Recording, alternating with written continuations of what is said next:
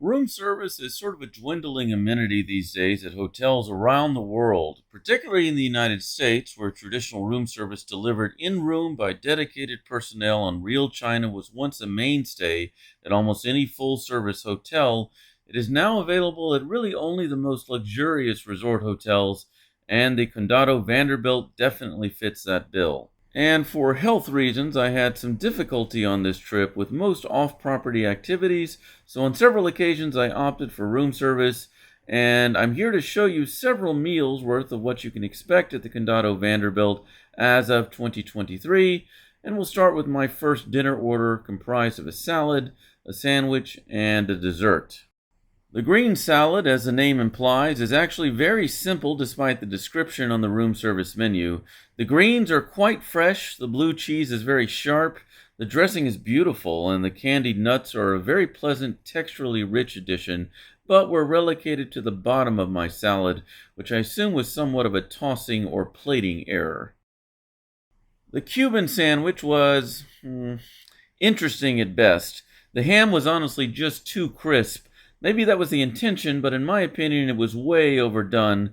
The pickles compensate somewhat for the dryness, but given Puerto Rico's status as one of the world's great pork capitals, I was expecting just a bit more. Thankfully, the meal arrived with a jar of Dijon mustard, which helped the sandwich a bit, but in the end, it was just too dry.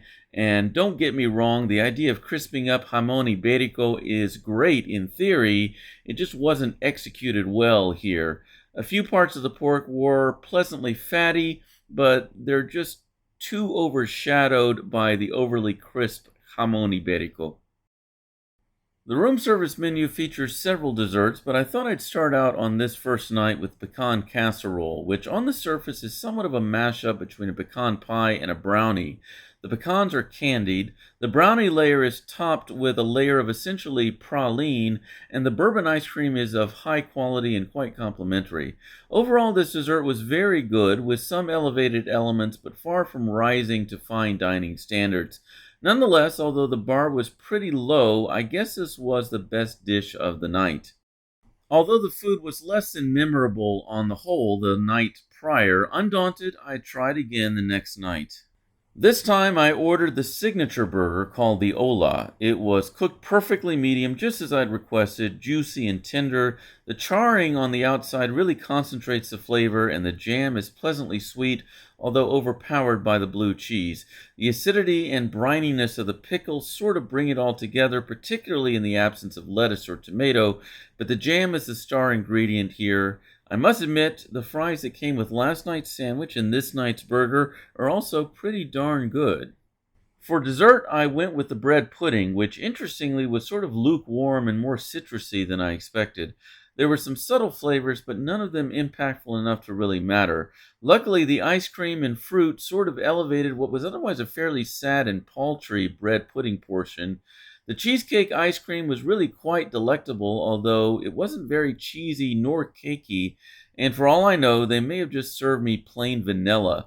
What I don't like is that nearly every dessert is served a la mode, but the hotel hasn't devised a very good system for keeping the ice cream cold. I've seen other hotels bring ice cream in a metal container or sitting on a bed of ice, for instance, and this resort could frankly take a few lessons from those other establishments. On the third night, I decided to explore the only ostensibly Puerto Rican part of the room service menu, and I started with the ropa vieja pastelillos, which are essentially empanadas. At first bite, I found the ropa vieja a little dry, but upon further reflection, these empanadas were fairly spot on, albeit perhaps a little too doughy, which probably contributed to the initial impression of dryness. The sauce enveloping the ropa vieja meat was perfectly velvety and an almost guacamole-like texture and richness. In hopes of remaining somewhat healthy, I went with the vegetable sandwich for my main course, which on first impression was undeniably flavorful. There was an abundance of brininess and salt in the mostly roasted vegetables, moderated only by the creaminess of fresh avocado. The interior appeared to be a mix of probably zucchini, squash, and eggplant, but frankly it all sort of runs together. The chickpea spread and pesto sort of get lost and are overwhelmed by the overpowering flavors of the vegetables, and the goat cheese fails to play a prominent role either. Overall, if you're looking for a vegetarian menu item, I think I can unreservedly recommend this sandwich.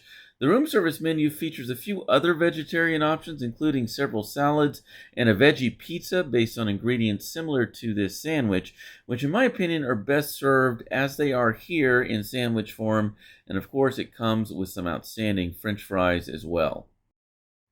As a pina colada lover, I had high hopes for this pina colada sundae, which was ultimately more of a parfait topped with a layer of whipped cream integrated with fresh pineapple chunks.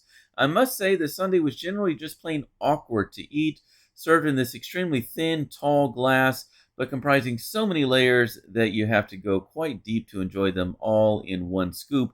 And the result is that the sundae sort of quickly collapses inward. The cake in the middle, which was sort of a nod to fine dining, was just weird. Look, I think the parfait concept was interesting, helped with a host of frozen or semi-Freddo ingredients, and although everything is pineapple or coconut infused, I'm just not sure it lives up to what a pina colada sundae should be. Perhaps it would have been better decomposed or deconstructed or just presented in another way that could have facilitated better integration of the ingredients, although I felt there were just far too many toasted or dried elements to this dish. And finally, I'll share with you a room service breakfast, and I'll include some footage here of the order being delivered by a member of the resort staff. Consistent with tradition, there's a knock at the door, they greet you and ask for permission to enter. In this case, because I held a suite, the waiter set the table here in the living area, had me sign the invoice or bill, which included gratuity, but of course provided an opportunity to leave a little more than the obligatory amount. And then he took his cart and bid me farewell.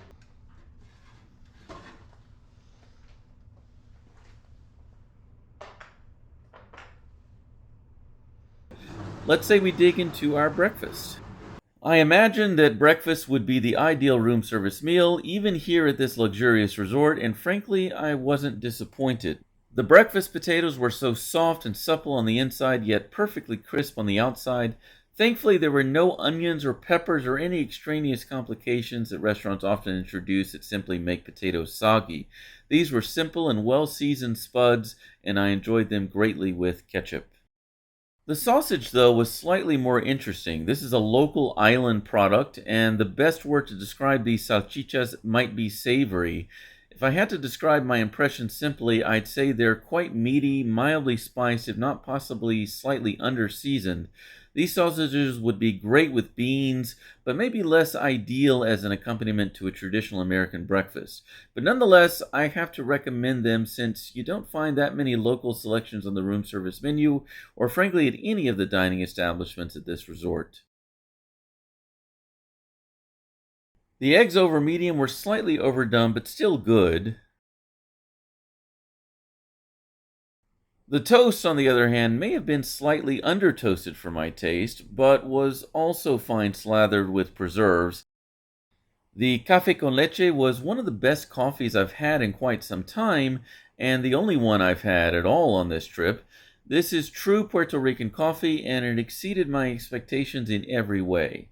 And with that, I'll bid you farewell. Thanks for sticking around for the entirety of this room service review, and I look forward to sharing more food with you in the future. Until then, happy travels and delicious eats. Marsh W13 out.